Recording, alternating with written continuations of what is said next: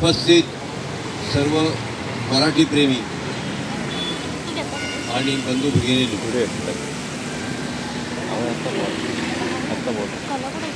मराठी राजभाषा झाली पाहिजे अशी मागणी आम्हाला करावी लागते, हे मोठं दुर्दैव आहे.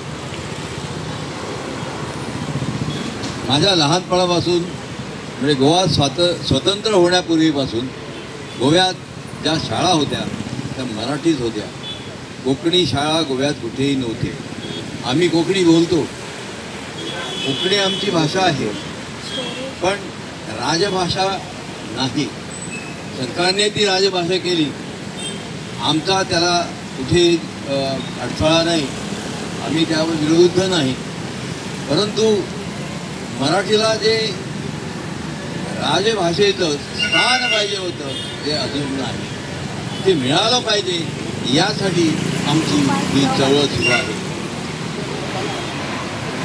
गोवा स्वतंत्र झाल्यावर स्वर्गीय भाऊसाहेब बांदोडकर मुख्यमंत्री झाले आणि गोव्यात शेकडो मराठी शाळा निर्माण झाल्या.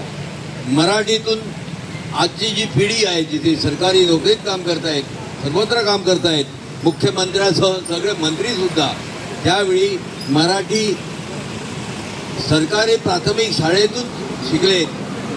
त्यांना माहीत आहे सगळं, पुन्हा सांगण्याची गरज नाही. परंतु मराठीची अवहेलना यांच्याकडून का होते समजत नाही. मराठीला सापत्निक भावाने का वागवलं जात आहे हे कळत नाही. मुख्यमंत्री डॉक्टर प्रमोद सावंत स्वतः मराठा आहेत, मराठी अस्मितेचे माणूस आहेत, परंतु त्यांनी सुद्धा मराठीकडे सापत्निक भावनेने वागण्यास सुरुवात केली आहे. जर असंच सरकारचं धोरण चालू राहिलं तर मराठी ह्या प्रदेशातून, ह्या गोव्यातून नष्ट होऊन जाईल. मराठीची का गरज आहे याचा विचार प्रत्येकाने करायला हवा. आजपर्यंत आपल्या सर्व देवस्थानातून जी पूजा अर्चा होते, जी भजनं होत आहेत, जी कीर्तनं होत आहेत, नाटकं होत आहेत, ही सगळी मराठीतूनच होत आहेत. का होत आहेत? आणि ह्या नाटकांनी, मराठी नाटकांनी, त्यावेळी पोर्तुगीजच्या वेळेला सुद्धा मराठी नाटकांनी छत्रपती शिवाजी महाराजांचं जे शौर्य आणि धैर्य आहे, त्यांनी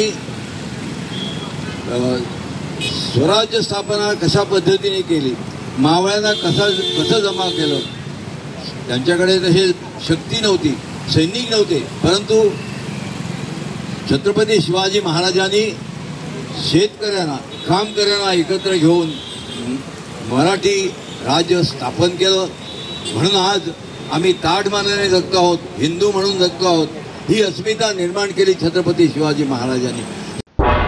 तुम्ही पळयतात गोंयकारपण, गोंयकारांचो गोंयकारा खातीर.